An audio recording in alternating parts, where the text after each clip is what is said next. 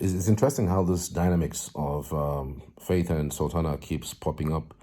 I remember that Faith at some point said he liked Sultana. Maybe Sultana didn't come off like somebody who really liked him per se, but remember that particular night where they had a long discussion. That particular day was, I think, the day that Faith decided not to say a word in the house, but Sultana made him break that word silence, So one would have thought that these guys were just perfect. But guess what? Now she's out of the house. She said one of the kindest thing a housemate has done for her was making her breakfast. And guess who made her breakfast? What was the sweetest thing a fellow housemate did for you? Oh, make me breakfast. Not just a housemate. Yeah, Faith made me breakfast. I think once or twice. Breakfast in bed. Isabella, towards the end of the show, so she wanted to make a certain type of braids, and we had limited time, and she gave up her style for me to have good hair for. If you could keep just one friendship in the house, who would it be and why? I'd say Isabella, because regardless of what happens, she's real. If she feels a certain way, she tells you the way it is, and I think I'll take that for friendship. Okay. So we could tell that it was clear that there was an air of friendship between these two, Sultana and Faith. But what happened that particular day was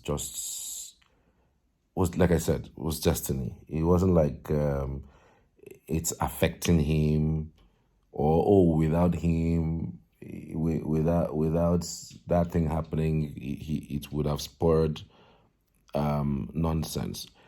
Like it or leave it, if Faith did get to the final where Missy was announced the winner, he wouldn't have been this popular as it is now. Okay? But again, this particular episode is not about talking about how destiny was just important in Faith's journey at the Big Brother house, because again, there's no better story that could be told about this guy, about his fate in that house. No better story. Nobody can convince me otherwise. Every sign showed that he was destined for disqualification. I mean, thinking about it again, it's not like he used his hand to hit somebody. It's not that, he used his mouth to curse at somebody.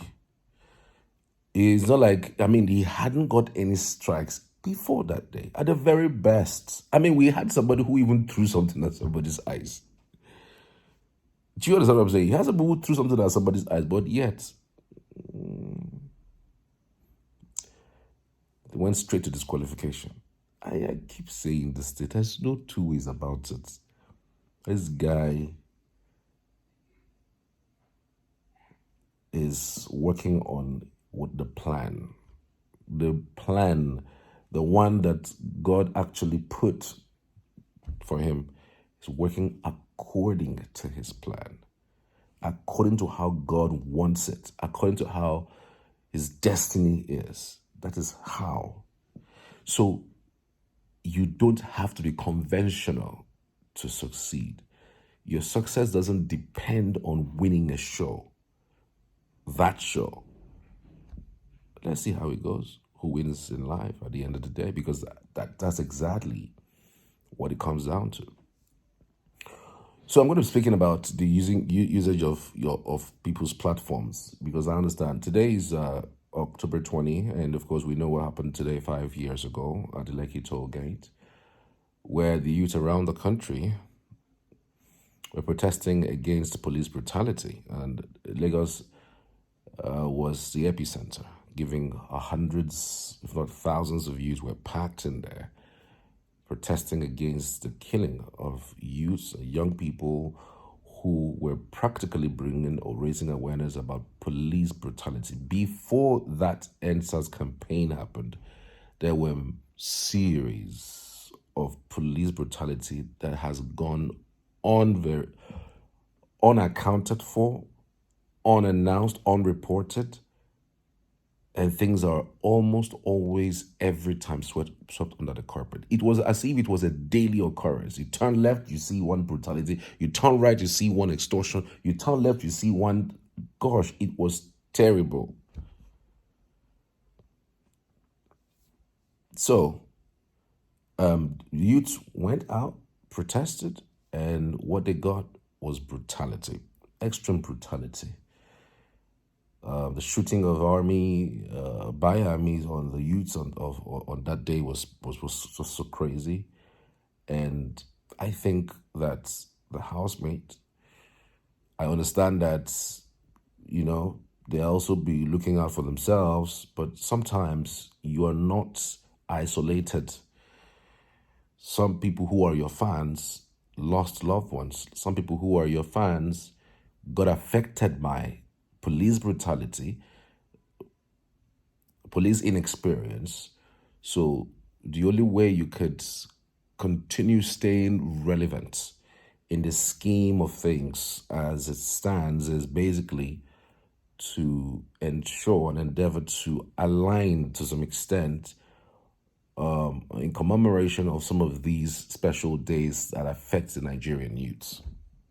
Yeah, I've checked through the handles of everybody. It almost seems as if there's a dead silence about what today is really.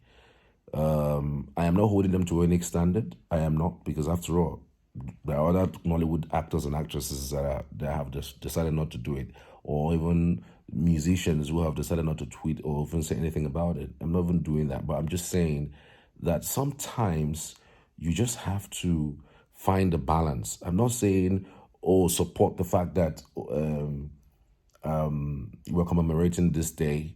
Even if you're going to throw your support behind it, there's a way you put a statement. It doesn't look like you're attacking the government. It doesn't also look like you are derailing in the cause of projecting the idea of not continuously allow police to brutalize Nigerian youths. That's what I'm trying to say. I mean, just like a few days ago, I think it was yesterday also, when we heard about the story of Ned Nwoko releasing a statement regarding his wife. So many persons thought that the way and manner that the statement was coined feels rushed.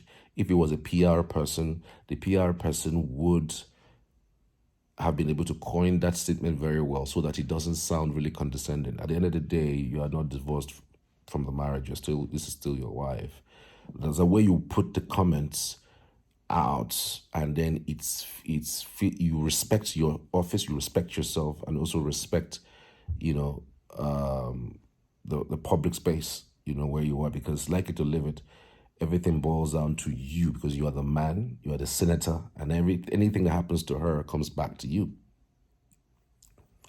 So just like as it is, you release a statement and show solidarity to the cause and ask that police brutality should not have its way in our society. You're not necessarily attacking government, because after all, government doesn't sponsor the police to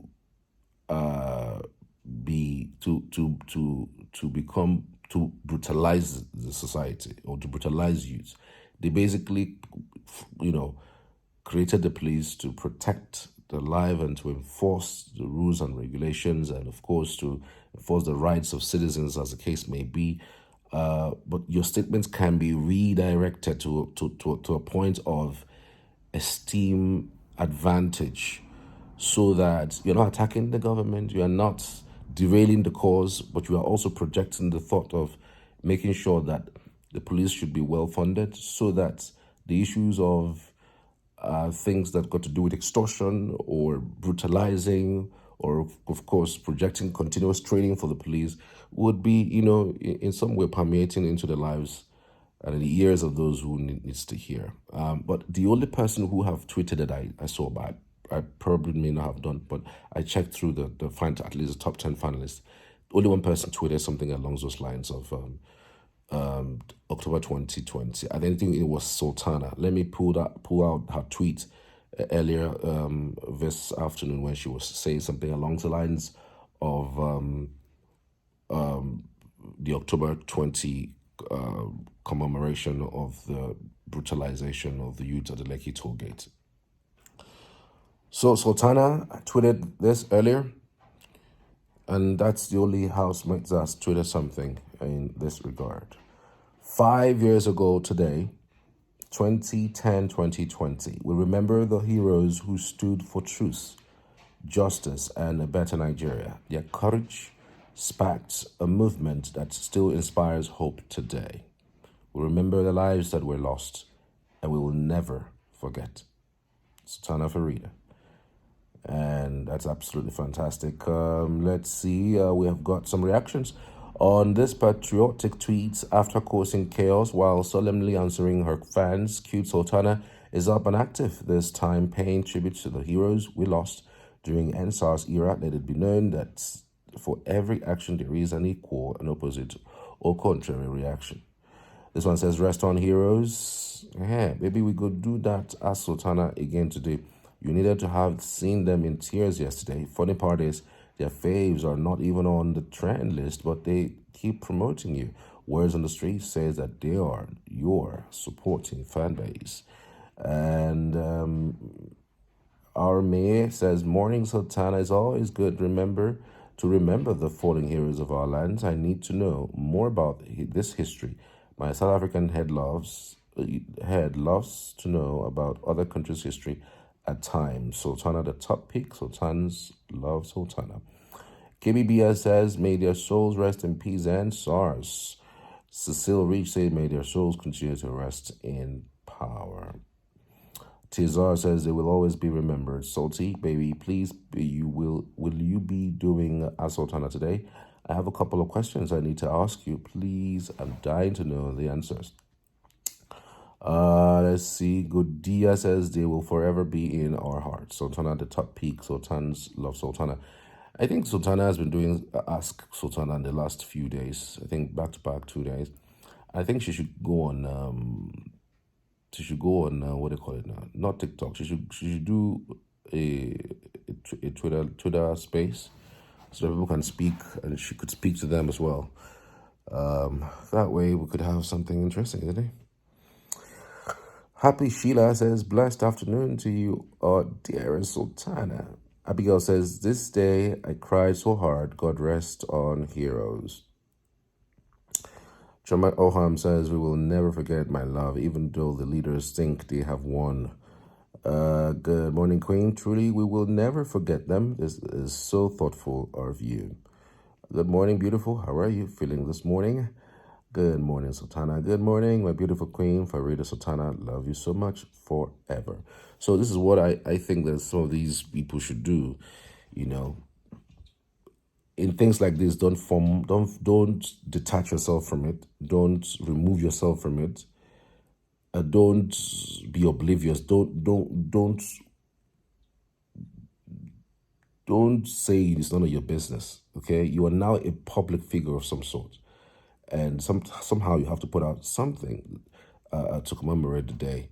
And I think that's it's somewhat profound the way you should put it. Thank you guys for watching. See you on the other side.